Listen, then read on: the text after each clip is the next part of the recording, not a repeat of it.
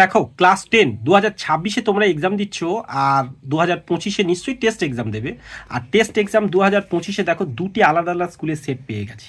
Already 3 তারিখ আমাদের এখানে এক্সাম শুরু হয়েছে। তা যাদের এখনো শুরু হয়নি তাদের কাছে তো এটা নিশ্চয়ই একটা সোনা পাওয়ার মতো, তাই না?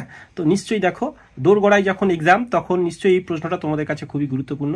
তো প্রশ্ন প্যাটার্নগুলো লক্ষ্য করো কেমন তোমাদের প্রশ্নটা হয়েছে, এবং প্রত্যেকটা প্রশ্ন একটু দেখো। প্রয়োজন হলে দেখতে যদি সমস্যা হয় তাহলে পিকচারটাকে বড় করে নিয়ে দেখো, আর জুম করে দেখো বা কোয়ালিটি বাড়িয়ে নিও, আশা করি সমস্যা হবে না।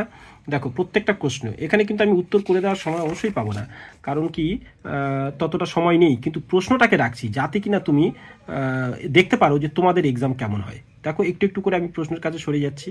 দেখো প্রত্যেকটা কোশ্চেন তোমার যখন প্রয়োজন হবে পজ করে থেমে থেমে দেখো।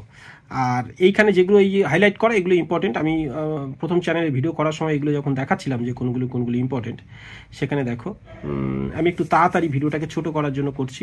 এগুলো নিয়ে ডিটেলস আলোচনা করছি না। তোমরা যদি ডিটেলস আলোচনা চাও আমাদের প্রথম চ্যানেলে চলে যেতে পারো, একাডেমিয়া, অর্থাৎ ইংরেজি থেকেই লিখবে একাডেমিয়া, ACADEMIA, একাডেমিয়া নির্জন স্যার বা নির্জন নস্কর বলে সার্চ করলে প্রথম চ্যানেলে চলে যেতে পারো। এই চ্যানেলের থ্রুতে যেতে পারো, সেখান থেকে ডিটেলস কোনগুলো ইম্পর্টেন্ট তোমাদের জন্য তাও বলে দিয়েছি, সেগুলো দেখতে পারো।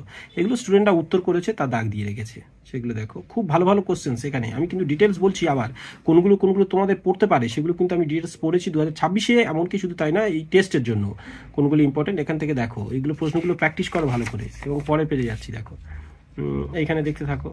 দেখো এই যে আমি আবার বঙ্গানুবাদের মানেও কিন্তু ওই ভিডিওতে বলেছি সব।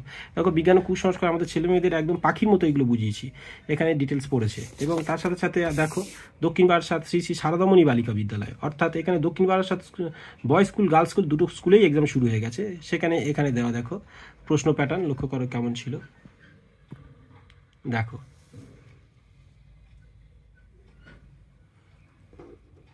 তোমাদের যেখানে প্রয়োজন হবে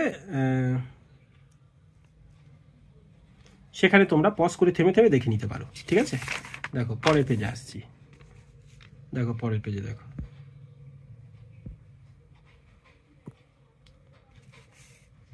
চলো। প্রশ্নগুলো সত্যি সত্যি ভালো, ঠিক আছে? প্রশ্নগুলো সত্যি সত্যি অ্যানুয়ালের জন্য কিন্তু ভালো। আমি শুধু টেস্টের জন্য বলছি না, অ্যানুয়াল এক্সামের জন্য কিন্তু এগুলো দারুণ এক চাবুক প্রশ্ন। অর্থাৎ কেউ ফেলে রেখে যেও না, যত্ন নিয়ে পড়ে যাবে সবাই। যাদের এক্সাম 5-6 তারিখে শুরু হবে, কারো 6 তারিখ, তার ফলে তারা কিন্তু এই যে তির্যক বিভক্তি এখানেও পড়েছে, এই ব্যাকরণগুলো সমস্ত কিছু দেখে নিও। আর চাইলে আমার প্রথম চ্যানেলে যাও, সমস্ত ব্যাকরণ সাজেশন PDF সহ দেওয়া আছে পুরনো ভিডিওতে, সেই সবগুলো ডাউনলোড করে নিতে পারো। ওর বাইরে পড়বে না, ঠিক আছে? চলো পরের পেজে যাচ্ছি। দেখো প্রশ্নটাকে লক্ষ্য করো। নদীর বিদ্রোহের কারণ বুঝতে পারিয়াছি। মোটামুটি সহজ প্রশ্ন যেগুলো হয় সেগুলো স্কুল থেকে রাখা আছে। সাধারণত স্কুল কি করে, স্কুলে 3বার চান্স থাকে, জানো তো, প্রশ্ন বানানোর। First unit test, second unit test, আর এই থার্ড ইউনিট টেস্ট, অর্থাৎ টেস্ট এটা। তো ফলে নিশ্চয়ই ফার্স্ট সেকেন্ডে যে প্রশ্নগুলো রাখেন তারা টেস্টে রাখেন না। আর ছেলেমেয়েদের তার মানে এটাই তারা বলতে চান যে এই 3টে টেস্ট তোমাদের যা নিয়েছি সবগুলো মিলিত করে তোমরা কিন্তু এই প্রশ্নগুলো প্র্যাকটিস করে রাখবে ফাইনালের জন্য। তো আমাদের ছেলেমেয়েরা সেসব বোঝেই না, তারা কিন্তু জাস্ট মনে করে টেস্টে যে প্রশ্নটা পড়েছে সেই প্রশ্নটা ইম্পর্টেন্ট, আর ইউনিট টেস্টেরগুলো খুব ইম্পর্টেন্ট নয়। তো তখন কি হয়, পরে মেলাতে গিয়ে দেখে স্কুলের টেস্টে যা করেছে, প্রশ্ন দিয়েছে, তার একটাও মেলেনি, অ্যান্ড ডট এইসব ব্লেম করতে থাকে। তাই আমি তোমাদের বলবো, ইউনিট টেস্ট যা দিয়েছো, first unit test, second unit test, এমনকি এই যে মানে প্রকৃত টেস্ট যেটা চলছে, অর্থাৎ এই 3টেকে মিলিয়েই তোমরা প্র্যাকটিস করে যেও।